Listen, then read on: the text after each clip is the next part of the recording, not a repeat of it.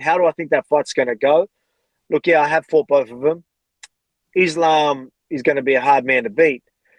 Like I think, but for anyone, I think the only chance of him losing is someone, knocking him out, right? Like someone landing something. That's what I believe. And I've always believed that about myself. The only way I would lose is, someone catching me rather than actually beating me. The only person that I believe will give me that close fight is Islam. You know what I mean? And I feel the same for Islam with a lot of the opposition. I think everyone has a puncher's chance. I think that's the only way I see him really losing, someone catching him. And if anyone could do it, it is Ilya. Ilya's obviously got some dangerous hands. So for people to just count him out, it's like, man, like, he's got power in his hands.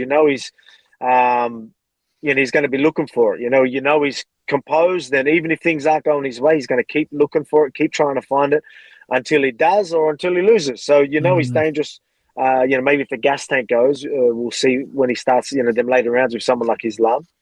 But early on, the first 3 rounds, he's going to be dangerous. You don't want to be getting caught by any of those punches. So if anyone could catch him, I think Ilya's right up there for a chance.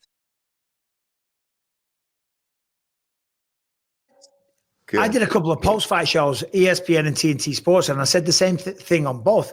That version, Saturday night, Kevin, and I'm not just saying this because you're here, that you could be a champion at 170 pounds. Obviously, 185 guys are a lot bigger, a lot stronger, and I'm not saying you can't compete with them because you have done. You knocked out Jack Ray from your back, for crying out loud. But the way you went out there and dominated Gunnar Nelson, you say you hit like a truck. That right hand that you landed, holy shit.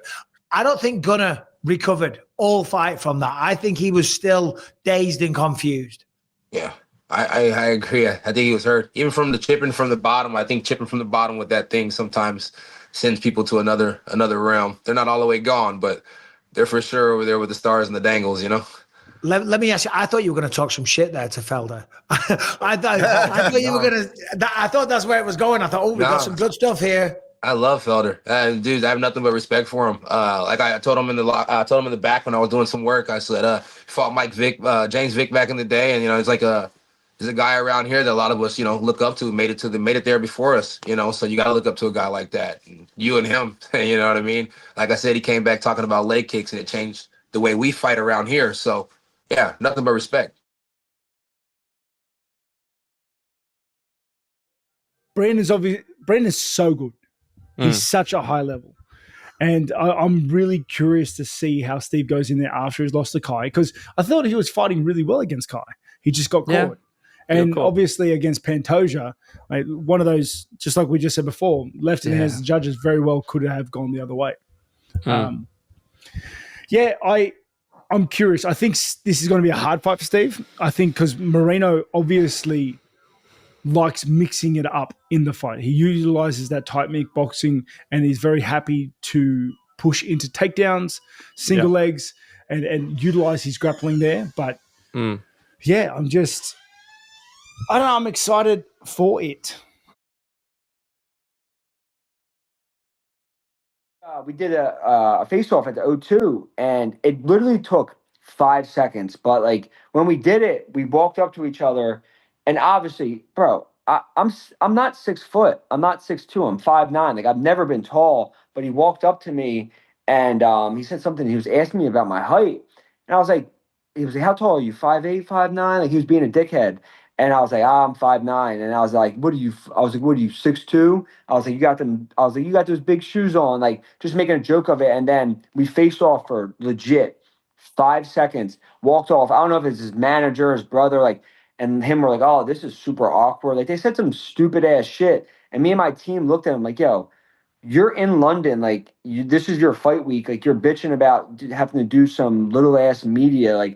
It just from there on, I'm like, yo, I'm not touching this dude's hand. If he tries some stupid, because I seen him try stupid shit at the weigh-ins, I was like, I'm going to give it right back to this motherfucker. And that's why at the weigh-ins, I didn't go, I always shake everyone's hand. I didn't touch his hand. I didn't have social media, so I didn't see his interviews, but I seen him saying he walked up at the O2. He didn't know where I was at because I was so short. So I posted a picture of me on top of him, mauling him, putting, just laughing.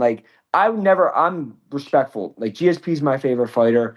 Always respected guys. But when you're an asshole like that, don't I can give it right back. So personally, fuck Leon, fuck him and his whole team, and that's how I feel about the whole situation. Did he say anything to you after the fight? And that made it even worse because I went up to him. I'm like, yo, man, like I'm like, you're a great champion, blah blah blah. He just like kind of like brushed me off. Like obviously he's upset, but even his whole team, like I try to like say what's up, and they were corny as shit too. So it was just whack. My team, my coaches didn't even go over. They're like, fuck that. Like we're not saying shit to these dudes. And then even before they raised my hand, I tried to like touch him behind Jason Herzog, and he's just salty. And then seeing all the shit he was saying about me throughout the week, I'm like, all right, I wish I was even fucking meaner to this dude. And that's why like I posted this shit about the headshot dead and them not having guns in London. Because now I'm going to make fun of you and I'm going to poke at you because you're a fucking asshole. So maybe Bilal was right about him. He's all butthurt about all kinds of shit. So I don't know. Man, yeah. I don't fuck with NFTs, but you can have this crazy NFT moment like the head kick.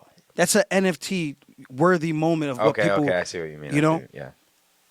And then you defend again. You're the man. You're feeling yourself, and then you lose to a guy you think should not even be close to your level in Bilal Muhammad. He thinks, but you got to know that Bilal is really good.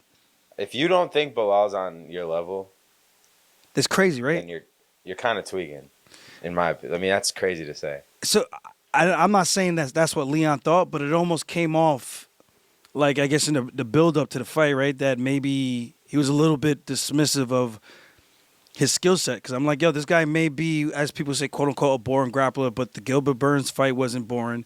The Sean Brady fight wasn't boring. That was pretty much a standing TKO. And then he beats Leon in a crazy mad performance, looking like an absolute unit, cardio machine. And then you go from that, then you go to dropping another one. It's a tough position to be in. You're almost at a crossroads of like, I go from top and then I have a crazy fall from grace. You got to think, because we only fight once or twice a year, especially as a champion. You lose 2 in a row, that's a dark place to be in before you could feel the happiness of getting your hand raised again. Like that's, what? You know what I mean? No, you want to know what I mean. Yeah. Of course not. I mean, I'm looking at the Walter division. I'm like, all right, man, more likely they're probably going to do Kamaru maybe versus Ian Gary, or Kamaru maybe versus, Joaquin Buckley. But now, you know what I like for you, Kush? Is I would love to see you, because now officially this dude is the number 1 contender. Tom Brady is the number 1 contender, not Kamaru Usman. I would love to see the new school versus the old school and see the winner of this fights for the title. I mean, we don't have to hear all these dumbass fans say, drop the Bilal interview. You know what I'm saying? I think there is a perfect matchup for a guy like Brady versus a Nigerian nightmare, Kamaru Usman. What's up? That's a good point, Henry, because when you look at styles and the way that fights work, myself and Kobe Covington, what did everyone say? Oh, they're both wrestlers. Oh, they're both economical fighters, and they're both this, and you saw what that turned out to be. We had a fantastic meeting. Everything went amazing. I understand my position now. I understand what the company's doing now. And you got to stay tuned, my friend, because there's some big news coming. Okay, well, this is promising. I mean, obviously you had expectations, and it sounded like you weren't let down, you weren't deflated afterwards. Dana White also telling the aforementioned Adam Catterall, we're done, but we're not done. But it sounds like he is confident as well. So it seems like everything is moving in the right direction. Is that a fair way to assess things right now? I think that's fair. That's fair to say. That's definitely fair to say.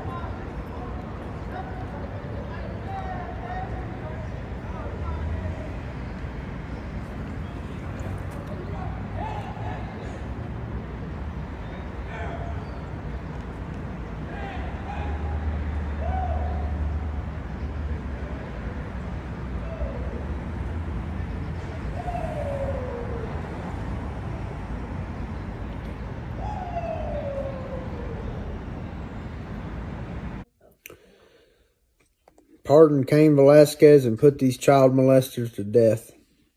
That's what I would do. That's what I would do if I was in charge, brother. I promise you that on everything.